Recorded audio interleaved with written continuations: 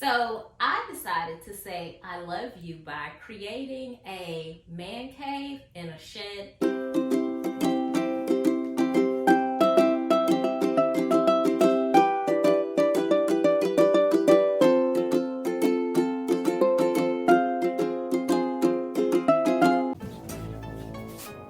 Hi guys, welcome back. So in today's video, I'm going to show you how I created this bar.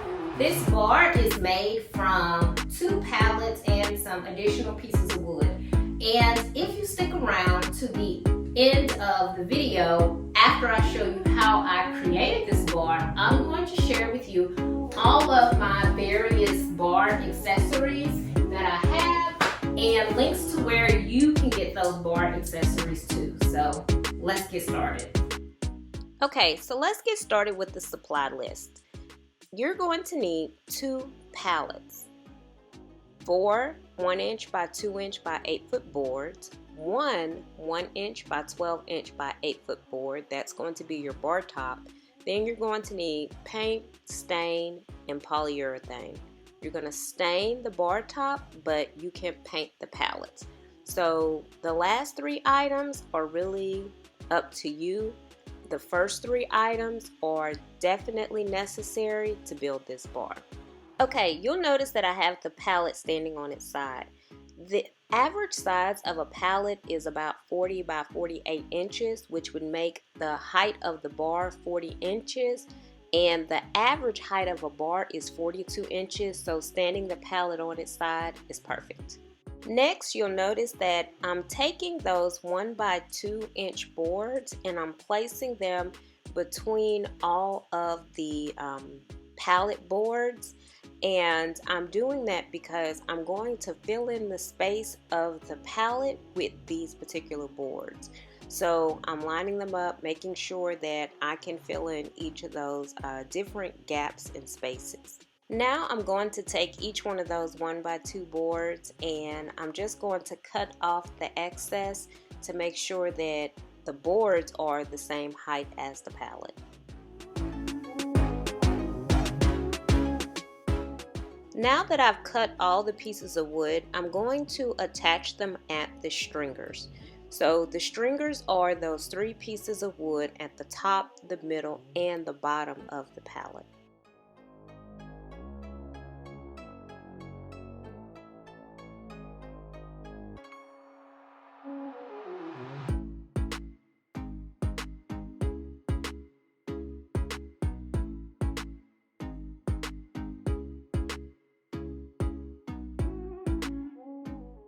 Okay guys, now I'm at the back of the bar and I'm cutting the wood between the top stringer and the middle stringer because I'm going to create a shelf back here in this area.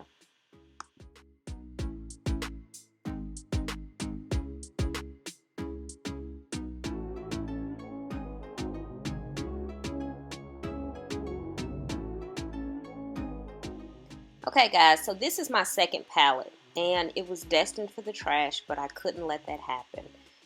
It is going to need some repair. But when you look at the cost of a pallet online for a brand new pallet, I found one for $160.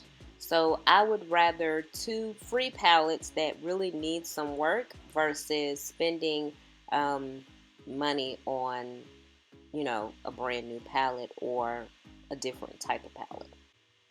Essentially what I'm doing, I'm just removing all of the nails that were added to the boards because they may have put on a replacement piece of wood. So I'm just removing those nails, cleaning that part up, taking off the pieces of wood that are completely cracked that cannot be used. And then I'm going to add a couple of pieces of scrap wood that I have in the house in order to make this pallet just a little bit more sturdy. So I've finished removing all of the nails and I've stood up the second pallet next to the first pallet.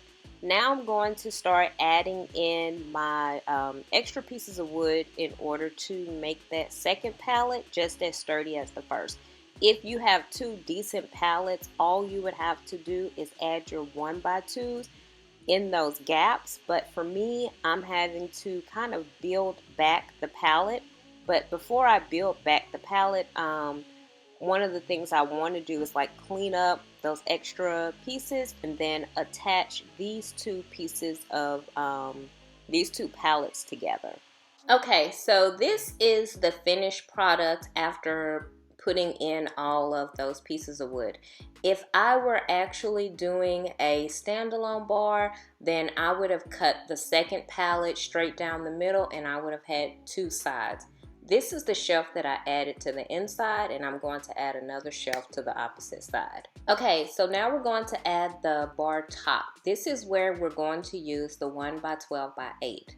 So first thing I'm doing, I'm using the level to make sure that it's actually level all the way around.